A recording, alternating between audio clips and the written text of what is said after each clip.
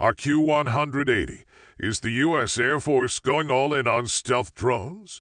The RQ-4 Global Hawk strategic reconnaissance drone has been a valuable workhorse since 9/11 while conducting the war on terror. But now the U.S. military has doubts about the survivability of the intercontinental unmanned vehicle if a war with Russia, China, Iran, or North Korea were to take place. The high-altitude and long-range drone is becoming expendable, and the Air Force aims to retire the Global Hawks by 2027. But what will take its place? The Air Force is keeping mum about new strategic recon drones, but some observers have been examining the planned stealth RQ-180 and whether that unmanned craft could enter the picture and provide even better near real-time intelligence data than the Global Hawk.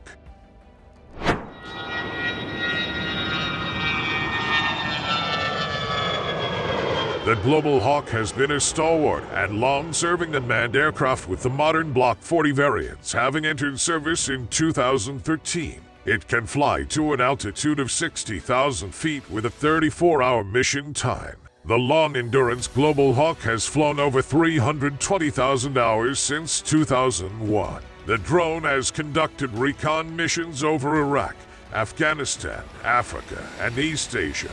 The aircraft gathers imagery and signals intelligence along with moving target indicators. It can conduct search and rescue missions too.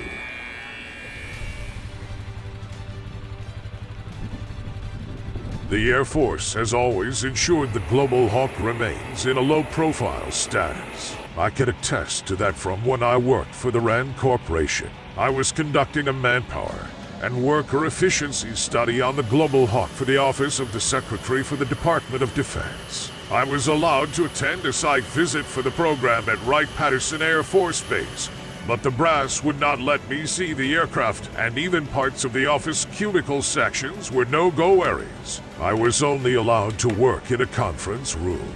The Air Force is expected to keep a tight lid on the new RQ-180 stealth drone program too if it is to be the Global Hawk's replacement.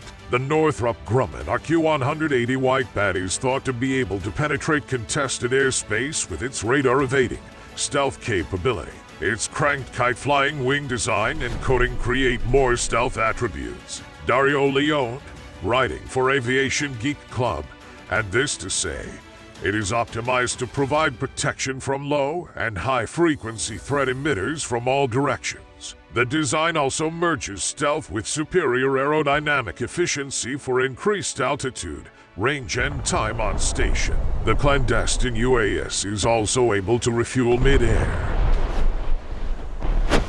The Whitebat is more of a technology demonstrator at this time rather than an unmanned system that is fully in service. It has reportedly flown 3 test flights as of 2021.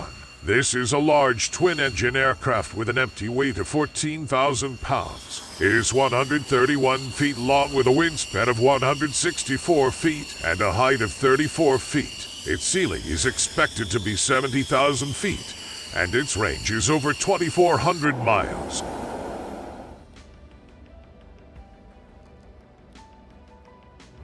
As we understand how something like this would fit into a larger revolutionary air combat and networking ecosystem the Pentagon is quietly building out, the RQ-180 could be defined as a networking and reconnaissance platform that is capable of penetrating and persisting deep into enemy airspace. We are talking about a large, twin-engine, flying wing aircraft with slender laminar flow-optimized wings. Its overall design is largely motivated by highly advanced, broadband, all-aspect, very low observable stealth requirements. It is meant to fly at very high altitudes in contested airspace, at or in excess of 70,000 feet, for very long periods of time without ever being detected. It's important to note that while the reconnaissance side of its mission set gets all the attention, we believe the RQ-180's potential ability to work as a high-flying networking node and information gateway is likely even more important, as we have touched on over the years. The RQ-180 is expected to relay communications and intelligence data to other platforms, which is a valuable feature for modern warfare. sending real-time imagery to airplanes such as F-35s, B-21s, and airborne command and control aircraft would make it a force multiplier. The RQ-180 may also be able to jam enemy radar systems with advanced electronic warfare capability. The RQ-180 is an exciting system. Its integration into other aircraft that supplies recon and intel data is probably its most valuable feature aside from radar evasion. It will be an important replacement if that is what the Air Force intends for the steady-as-she-goes Global Hawk, which has been a beneficial asset over the years. We'll keep an eye on the White Bat to see if it is indeed the unmanned system that will replace the Global Hawk and give the Air Force even more capabilities for stealth recon missions in the future.